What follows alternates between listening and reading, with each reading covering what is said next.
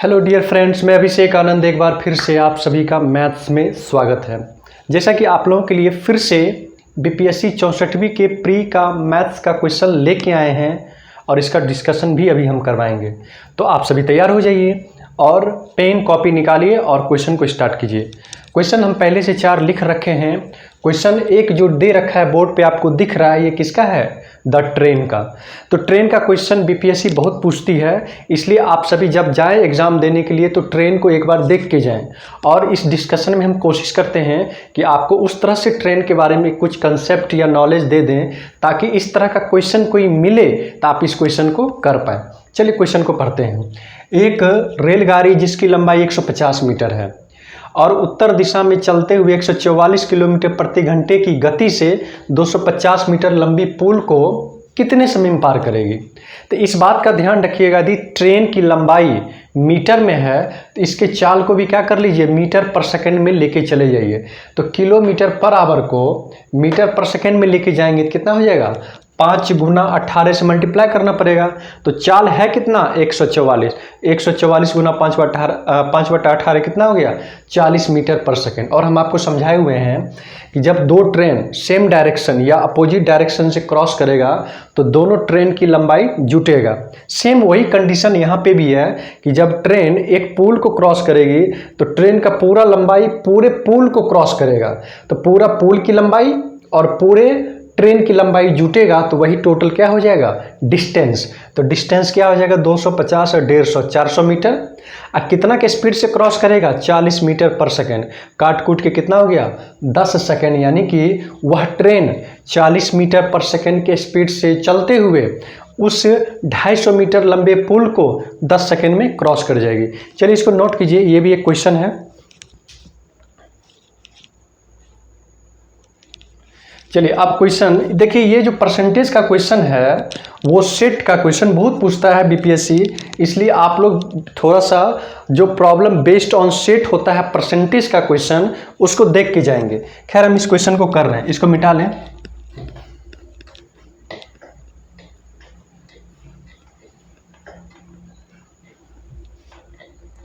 देखिए क्वेश्चन में क्या क्या बोला। क्वेश्चन बोला कि एक परीक्षा में प्रत्येक उम्मीदवार हिंदी अथवा इतिहास विषय लेते हैं। 66% हिंदी ले रहे हैं, 59% इतिहास ले रहे हैं। और बोला कि उस परीक्षा में टोटल उम्मीदवारों की संख्या कितनी थी? 3000 थी। तब बोला कि कितने उम्मीदवार ने हिंदी और इतिहास दोनों लिए। यानी कि एक सेट है आपका किसका? हिंदी का। एक सेट है आपका हिंदी का। और कितना हिंदी लिए हैं? तो हिंदी लिए हैं 66%। कितना परसेंट? 66%।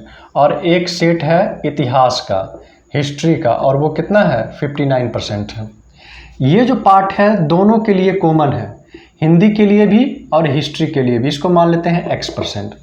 और ये सेट अपने आप में पूरा क्या होगा? 100% होगा। लेकिन इस पोर्शन का यदि हम बात करें, इस पोर्शन का, तो इस पोर्शन को देखेंगे तो ये ओनली हिंदी है। ओनली क्या है? हिंदी है। तो ओनली हिंदी में क्या हो जाएगा? 66 पूरा सेट में से X% घटा देंगे। ये पूरा सेट क्या है? 66%। लेकिन उसमें से X% ऐसा विद्यार्थी है जो हिंदी भी लेता है और इतिहास भी लेता है। तो यहाँ से क्या हो जाएगा? 66 माइनस X, ये क्या देगा? ओनली हिंदी। चलिए हिस्ट्री का जब बात करेंगे तो ओनली हिस्ट्री कितना हो जाएगा बाबू? 59 माइनस में X%। और ये क्या है? तो ओनली इतिहास है। ओनली क्या है? इतिहास है। तो हम यहाँ से ये देख रहे हैं कि केवल हिंदी कितना है? 66 माइनस X। केवल इतिहास कितना है? 59 माइनस X। और दोनों विषय लेने वाला कितना है? X है। और दोनों मिलके क्या हो गया? 100%। यहाँ से ये minus X plus X cancel out हो जाएगा। तो X बराबर में क्या निकला? तो ये हो गया 125। 125 में 100 घट गया 25%। यानी कि 25% विद्यार्थी ऐसा है, उम्मीदवार ऐसा है जो हिंदी और इतिहास दोनों लेते हैं। तब बोला कि हिंदी और इतिहास लेने वाले उम्मीदवारों की संख्या तो टोटल कितना है? तो 3000 है। तो 3000 का 25% यानी कि 1/4 कितना आंसर हो जाएगा? 750। इसका सही आंसर कितना है? 750। नोट कीजिए इसको।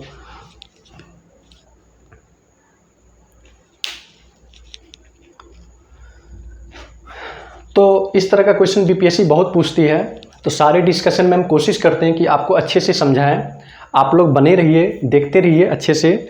चलिए अब इस क्वेश्चन का, ये क्वेश्चन आपका मेंसुरेशन का है, इसको समझते हैं।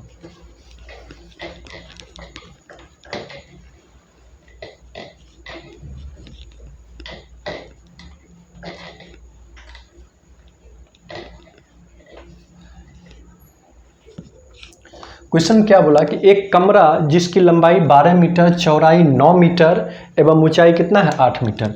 ये कोई कमरा है और कमरा होता है घनाभ के आकार का, ठीक है। ये कोई कमरा है, ठीक है। इसकी लंबाई दे रखा है 12 और ये कहीं न कहीं चौड़ाई होगा, तो ये चौड़ाई ले लेते हैं, कितना हो गया 9 मीटर, और ये हाइट होगा तो ये कितना हो जाएगा 8 मीटर। तो यहाँ पे एक चीज़ गौर करने वाली बात यह है कि क्वेश्चन में क्या बोला कि उस खंबे की अधिकतम लंबाई क्या होगी जो उस कमरे में आ सके।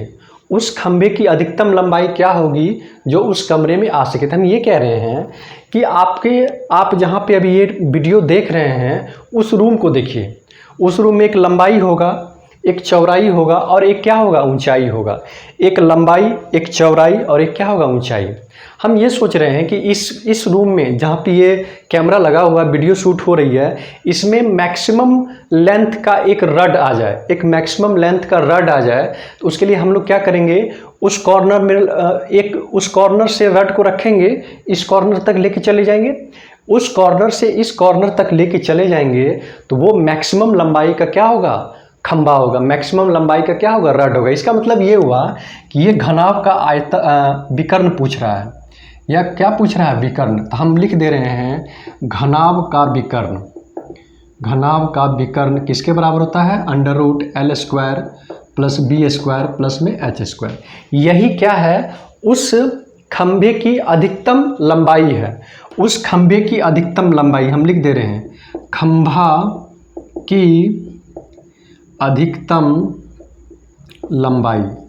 तो जब कभी भी आयताकार रूम में किसी खंभे को रखना है और वो मैक्सिमम लंबाई की हो, तो उसको डायगोनली रखिए, विकर्णतः रखिए, डायगोनली रखिए, तो वो खंभा मैक्सिमम लंबाई का होगा। जैसे आप लंबाई में रखेंगे तो वो लंबाई नहीं होगा, जैसे आप चौड़ाई में रखेंगे तो वो छोटा हो जाएगा, या हाइट में रखेंगे क्या हो जाएगा छोटा।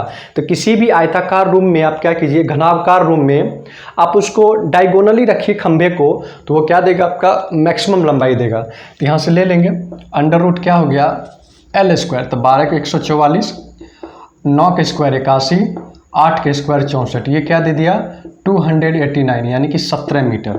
कौन सा आंसर होगा, C नंबर आंसर होगा, C नंबर। नोट कीजिए इसको।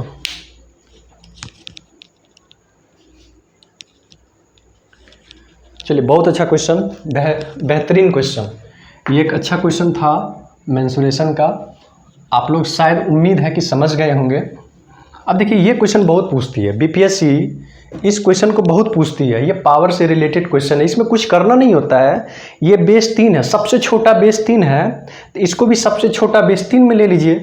इसको हम लिख सकते हैं 3 के पावर में x + 8 बराबर में ये 27 है, तो 3 के पावर में 3 हो जाएगा, तो 3 बाहर निकल जाएगा, तो 3 दूना 6x प्लस में क्या आ गया 3।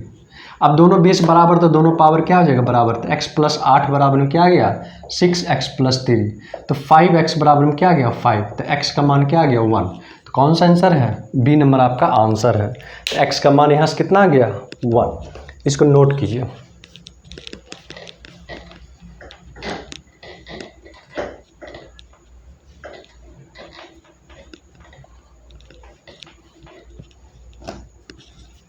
चलिए एक क्वेश्चन और करते हैं।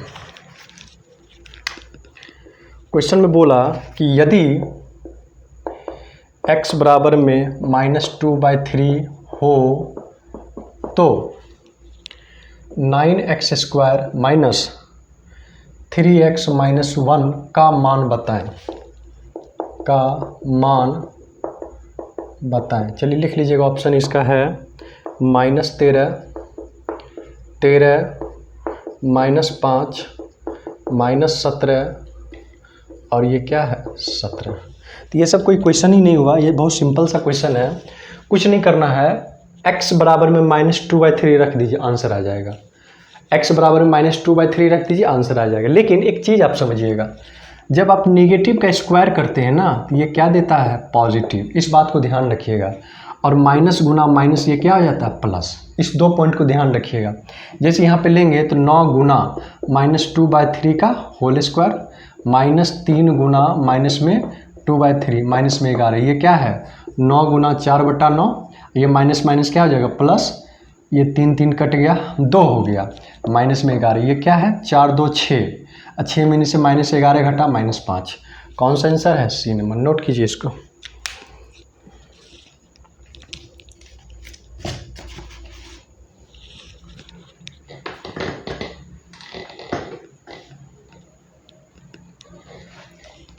चलिए मिटा लें इसको।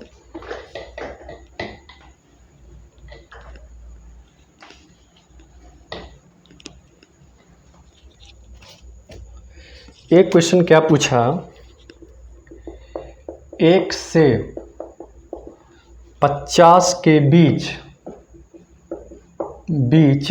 अभाज्य संख्याएं कितनी है। चलिए इसका ऑप्शन हम लिख दे रहे हैं। पहला ऑप्शन है 17, दूसरा है 15, 14, 16, नन। ये भी क्वेश्चन है, ठीक है। अब इसको थोड़ा समझिएगा। अभाज्य संख्या, प्राइम नंबर, इसी को इंग्लिश में क्या बोलते हैं, प्राइम नंबर। प्राइम नंबर वैसा नंबर जो खुद से कटे या तो 1 से कटे, इसी को क्या बोलते हैं, प्राइम नंबर। जो खुद से कटे या 1 से कटे, इसी को क्या बोलते हैं, प्राइम नंबर। जैसे आपका 2 हो गया प्राइम नंबर, 3 हो गया, 5 हो गया, 7, ये सब क्या है, प्राइम नंबर है। और सबसे पहला प्राइम नंबर आपका क्या है, 2 ही है। और ये कैसा प्राइम नंबर है, तो इवन प्राइम नंबर। ये कैसा प्राइम नंबर है, तो इवन प्राइम नंबर है। क्लियर। अब हम ये देख रहे हैं कि 1 से 25 तक में प्राइम नंबर्स कौन कौन आ रहा है। तो 1 से 25 तक में प्राइम नंबर्स आ रहा है, पहला 2, सबसे पहला 2, ये 3, 5, 7, 11, ठीक है, 13, 17, 19 और कितना आ गया 23। तो टोटल क्या गो आ गया, 6 गो, नहीं 9 गो। टोटल कितना आ गया, 9 गो, 3 3 6 3 9 गो। अब हमको ये देखना है कि 25 से 50 तक में प्राइम नंबर्स कितना आ रहा है। 25 से 50 तक में। अब यहाँ 23 से आगे बढ़ेंगे तो 25, 26, 27, 28 तो नहीं होगा, 29 होगा, 30 होगा नहीं होगा, 31 होगा, 32 होगा नहीं, 33 होगा नहीं, 34 होगा नहीं, 35 होगा नहीं, 36 नहीं, 37 होगा ना, 38 भी नहीं होगा, 39 भी नहीं होगा, 40 भी नहीं होगा, 41 होगा। और ये क्या होगा 43 के बाद 44 भी नहीं होगा, 45 भी नहीं होगा, 46 भी नहीं होगा, 47 होगा, ठीक है, 47 होगा, 48 होगा नहीं होगा, और 49 भी नहीं होगा, 50। यहाँ पे टोटल कितना आ गया, 6 आ गया, 9 6 15, यानी कि 1 से लेके 50 तक में टोटल प्राइम नंबर्स कितना आएगा, 15 को। नोट कीजिए।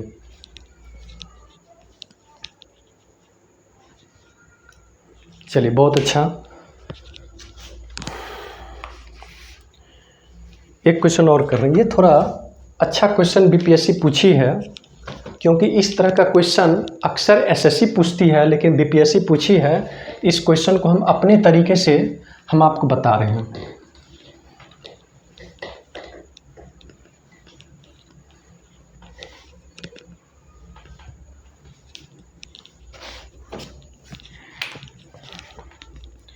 क्वेश्चन दिया है, यदि x प्लस 1/y बराबर में 1 और y प्लस 1/z बराबर में 1 हो तो z प्लस 1/x का मान निकालें। ये x है बाबू, 1/x का मान निकालें। इसका ऑप्शन देखिए, थोड़ा सा अटपटा सा दे रखा है, x - 1, दूसरा ऑप्शन क्या है 1, तीसरा ऑप्शन है 2, चौथा ऑप्शन है गणना नहीं कर सकते, ठीक है, और पांचवा ऑप्शन है नन ऑफ दीज। देखिए इस क्वेश्चन को, इस तरह का क्वेश्चन हमेशा एसएससी पूछ रखी है बहुत सारा क्वेश्चन इस तरह का एसएससी में पूछ रखा है, लेकिन ये बीपीएससी पूछी है तो बहुत अच्छी बात है, लेकिन हम अपने तरीके से इसका एक बेस्ट सॉल्यूशन देने का कोशिश करते हैं। देखिए यहाँ पे दो अननोन वेरिएबल है, एक एक्स और एक वाई। तो हम एक्स या वाई का मान इस तरह से सोचते हैं कि एक का मान रखें दूसरा मान निकल जाए। जैसे x का मान सोचे तो y का मान निकल जाएगा, y का मान रखे तो x का मान निकल जाएगा। हम यहाँ पे क्या किए ना कि x का मान -1 रख दिए, तो यहाँ पे रखेंगे बुआ -1, तो प्लस में 1/y बराबर 1, तो y का मान कितना आ गया बोलिए। तो ये उधर जाके जुट जाएगा, ठीक है। कितना आ गया 2, इसको हटा लीजिए, 2 आ गया, तो y का मान बुआ कितना आ गया 1/2। तो देखिए x का मान जैसे ही -1 रखे तो y का मान क्या आ गया 1/2। अब यहाँ पे क्या कीजिए ना, y का मान यहाँ पे पुट कीजिए, तो 1/2 प्लस 1/z बराबर में क्या है 1, तो 1/z बराबर में 1 - 1/2 कितना आ गया 1/2, तो z का मान कितना आ गया 2। जैसे ही यहाँ पे y का मान पुट किए क्या 1/2, तो z का मान तुरंत क्या निकल गया 2। अब हम यहाँ से किसका मान निकालना है, इसका मान निकालना है, तो इसका लेंगे तो z की जगह पे क्या रख देंगे 2 रख देंगे ना, प्लस और 1/x के x का मान क्या माने हैं -1, तो 2 - 1 कितना आंसर होगा 1। तो कौन सा आंसर है बी नंबर। ये भी एक अच्छा क्वेश्चन था, ये अलजेब्रा का अच्छा क्वेश्चन था, ये वेरिएबल से रिलेटेड क्वेश्चन है, बहुत अच्छा।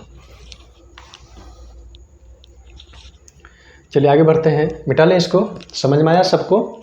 दो अननोन वेरिएबल में एक का मान रखिए दूसरा खुद ब खुद निकल जाएगा। जैसे x का मान -1 रखे तो y का मान फट से क्या निकल गया 1/2। यहाँ पे -1 रखिए, इस पर आएगा तो क्या हो जाएगा +2 हो जाएगा, +2 हो गया। 1 यानी कि y का मान क्या हो गया हाफ, y का मान यहाँ हाफ पुट किए तो z का मान निकल गया, और इस तरह से आपका सारा वैल्यू निकल गया। चलिए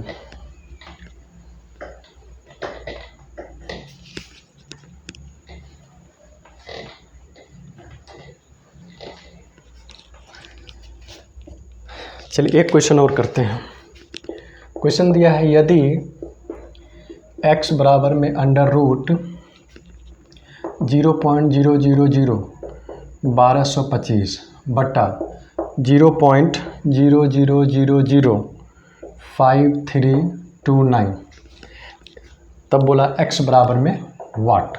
चलिए इसका ऑप्शन ज़रूर नोट कर लीजिएगा, 35/73।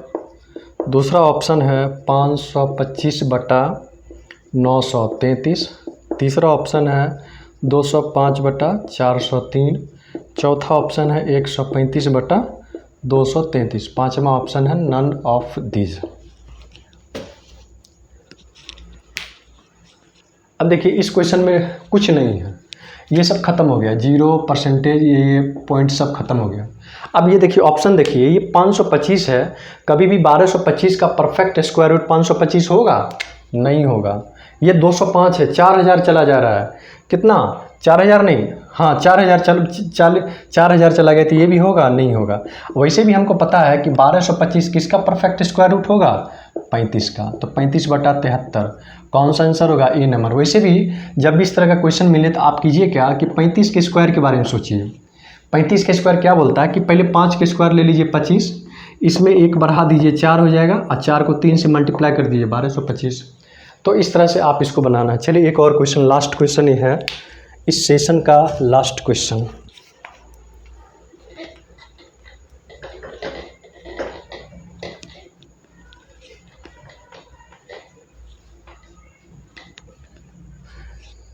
चलिए ये सेशन का लास्ट क्वेश्चन है, लेकिन अच्छा क्वेश्चन है।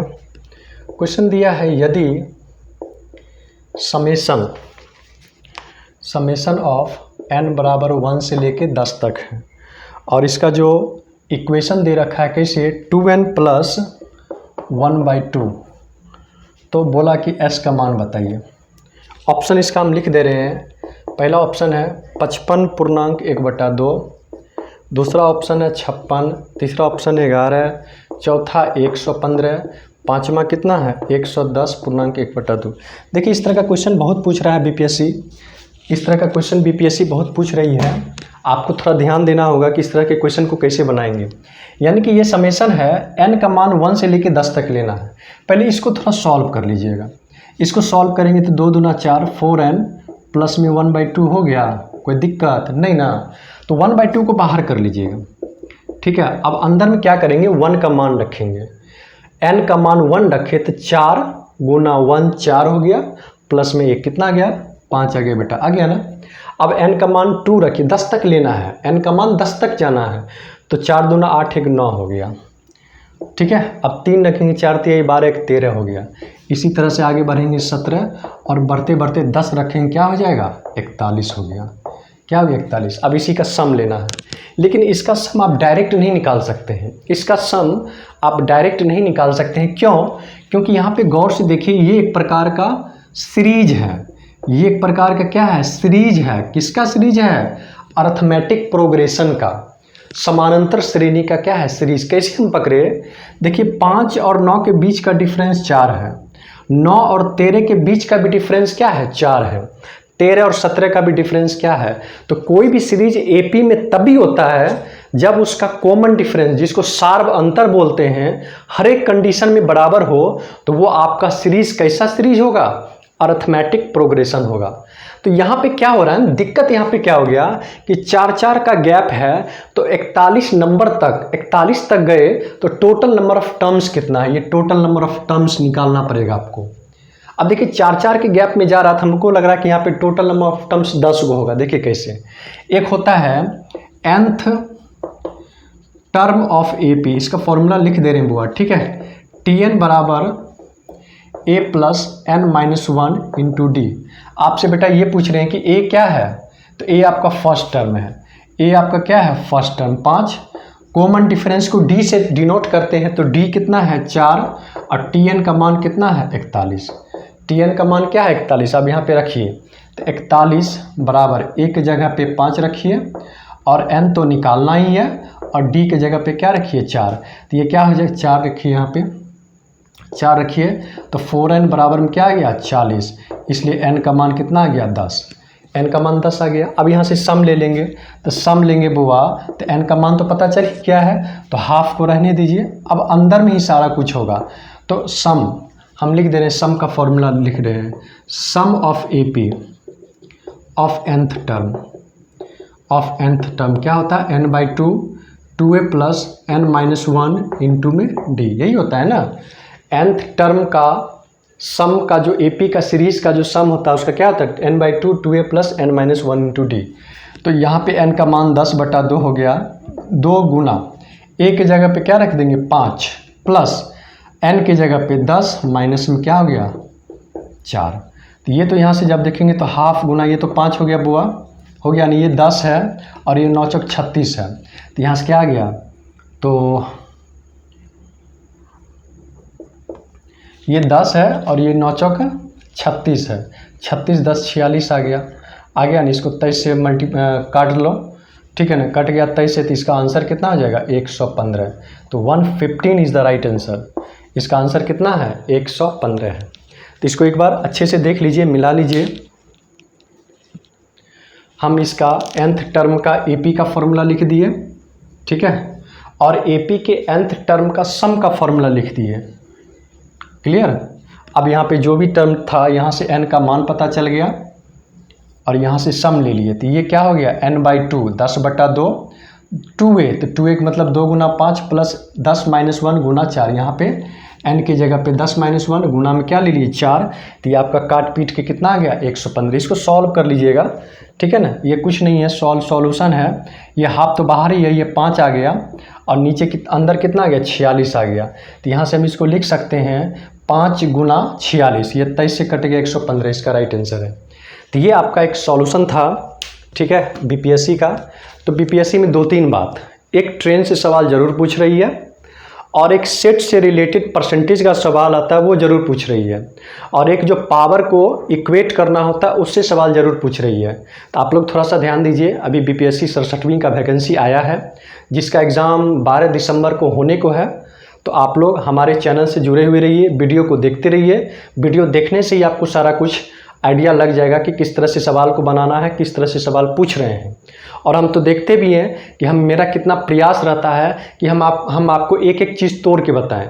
हम इसी चीज़ को कम समय में भी कर सकते हैं, 1 लाइन में भी कर सकते हैं, 2 लाइन में भी कर सकते हैं, लेकिन हम आपको इसलिए अच्छे से समझाते हैं ताकि आपको कोई दिक्कत ना हो। ठीक है, तो फिर हम लोग मिलते हैं, और तब तक के लिए okay, bye bye, take care. आप अपना ख्याल रखेंगे। और ये 64वीं तक का हो चुका है, और नेक्स्ट वीडियो आपका 63वीं 62वीं का मिलता रहेगा। और फिर हम लोग मिलेंगे। Okay, bye bye, take care. जय हिंद, जय भारत, गुड नाइट।